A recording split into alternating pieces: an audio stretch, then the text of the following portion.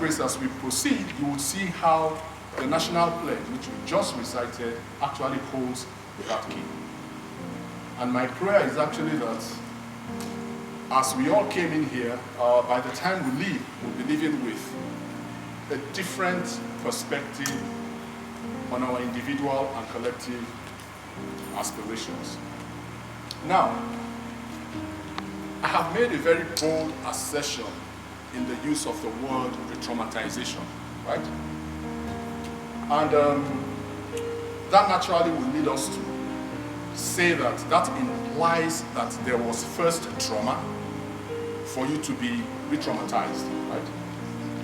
And that again will lead us to find out what then is trauma, and how am I wanting to link us as Nigerians to the concept of trauma and therefore re-traumatization. So let me just define trauma within the context of our theme here. Trauma is a deeply distressing or disturbing experience, right? Due to your being, one, a Nigerian, two, being in Nigeria, or as a result of your contact with state and non-state actors in Nigeria, or as a result of the so-called Nigerian factor. You'd expect that when somebody receives a salary, they should be happy, but not so for most Nigerians. Because that's when all the phone calls begin. All that has been kept in abeyance from the first of the month, they will now start telling you, you know this is happening here, you know this is happening. So you see a man coming back, have you been paid? Yes. So why are you frowning? The trauma of the receipt of salary. That is the paradox of being in Nigeria. For some people, as grand and as glorious as our political culture is becoming, each time we get to an election year, the election cycle, Nigerians get traumatized. Some Nigerians do. Why?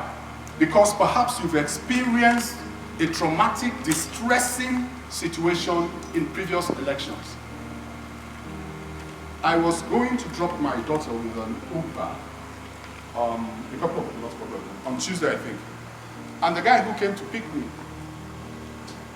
as a reflexive move, when he saw the members of the DRTS, that is a VIO, we call them, and he was just going to take a different, I said, why?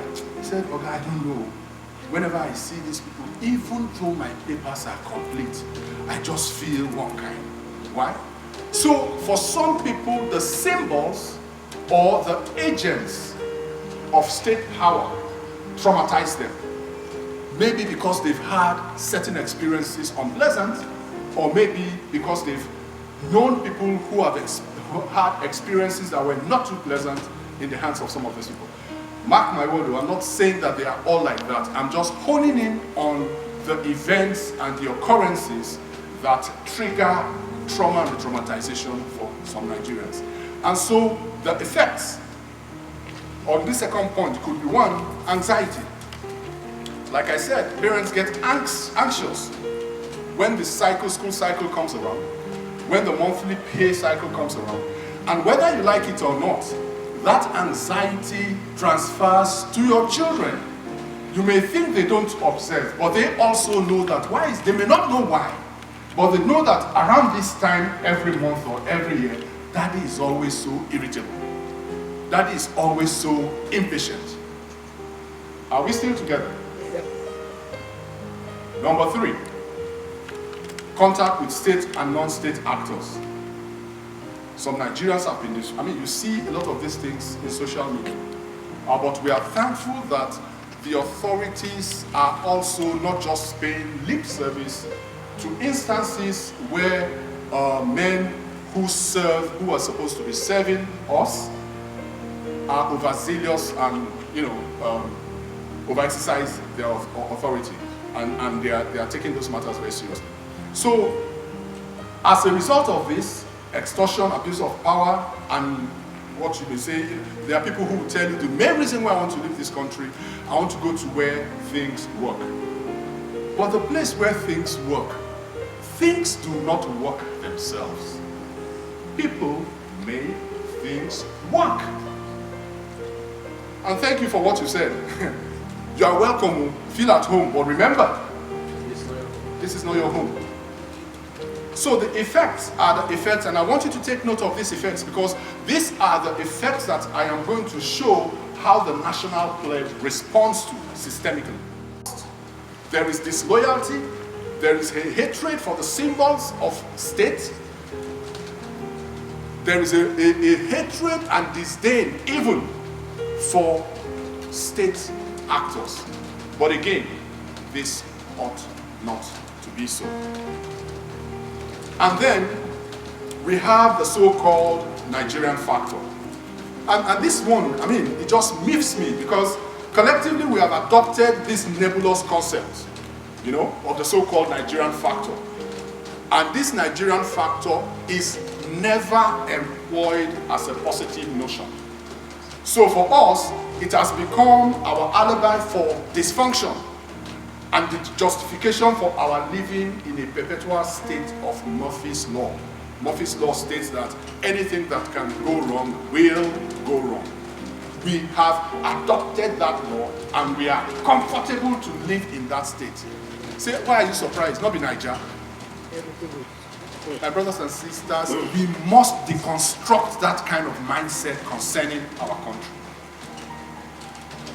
So I ask, so why can't the Nigerian factor be our guarantee that things will be done right, that the right thing will be done?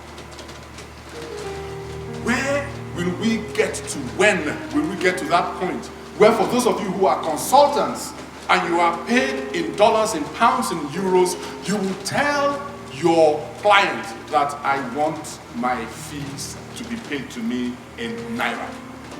It looks far-fetched. It looks far-fetched, but that's the reality of dreaming the new Nigeria. When people talk about Nigerians as being corrupt, look, there is no non-Nigerian who has reported that he was duped by a Nigerian that wasn't complicit in the plan ab initio. It's just that things went awry midway. When would you, as a Nigerian in your office, refuse to connive, even if that will make you a millionaire overnight? And you will say, no, this is my country. I recall a trip in the early 2002 or so. I think it was in Namibia. And then phones just came in, so I wanted to buy a phone. And I wanted to pay for the phone with the US dollars with which the man told me no. That I'll have to go to the bureau de change, change it to the Namibian dollar, and then come back the next day and pay for the phone. And he assured me, I will keep this phone for you if this is what you want. That is a man who trusts and believes in his country. What stopped him from giving me the phone and taking the dollar, which was more powerful than the Namibian dollar? But he said, no, you are going to buy this phone, but you are going to pay for it in Namibian dollars. And that's what happened. The next day I went there and I bought the phone. We can and we will get there. Now, as I talk about experience of trauma, this will vary depending on the status and the demographics of those of us who are listening to me now. But the thesis still stands unchallenged, that so long as you are a Nigerian, so long as you're a Nigerian in Nigeria, you would have been traumatized at one point or another. We are in a country where you are traumatized for your Nigerianness by your Nigerian because the person that you are competing for the same thing with is not a Nigerian. This mentality has to change. So then, what is traumatization? Because that's what I said, the national pledge. Re-traumatization is, as the word says, reliving or re-experiencing a stress reaction similar to that which is being experienced as a result of a prior traumatic event. when you are exposed to or confronted with a new but similar event.